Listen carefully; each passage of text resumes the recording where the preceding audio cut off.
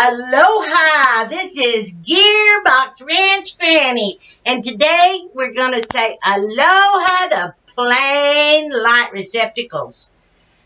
What I do, you can have just your plain one. You just buy this, 39 cents at True Value.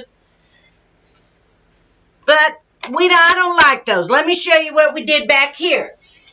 This is at the top of a boot, and this is a silver horseshoe. It's actually aluminum. They use it for horses with special. This was courtesy of a dear friend of mine named Whitney. And we used this little receptacle as a pattern. Stuck it behind the boot so you'd know where to cut out for your light switch. Now on this, what we did is we used horseshoes to tack the horseshoe down, and then I used two little upholstery tacks to hold that. And I just like the way it looks. It just looks unique.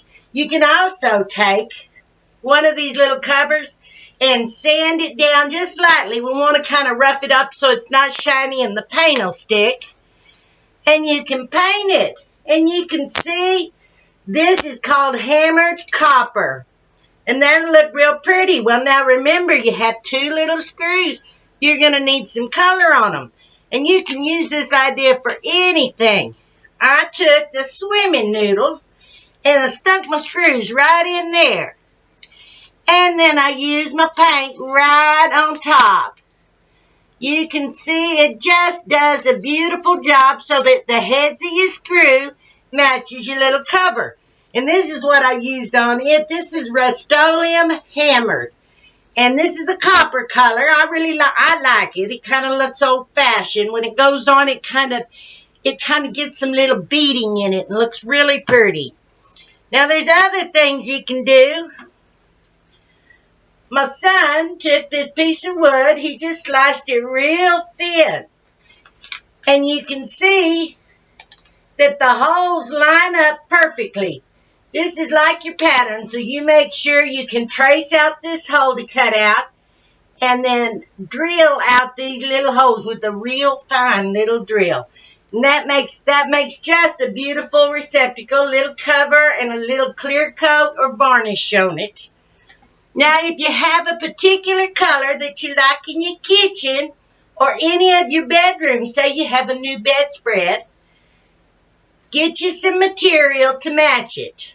This is a receptacle. This is from a kitchen. And you can take it and use the receptacle, the plain one, as a pattern. But you're also going to have to use it because it is solid and it'll hold it.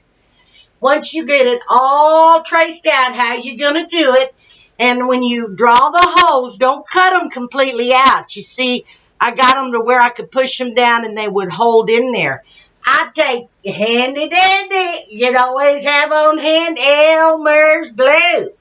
And I wet the whole thing. If you get that material good and wet, it makes like a plastic coating so that you can clean off your material covered receptacles. This is a great idea. It takes a little while to dry. I generally let it dry on top of like a piece of plastic or something so that I can peel it off. These are just handy ideas. There's so much you can do with just what you got at home. You'll like this. This is a rake, just a plain old rake, and this is a hay fork. And my husband welded them together right there, and you can tell my rake holds my towels. And we roll the washcloths up, and they sit in the hay bin, the hay fork.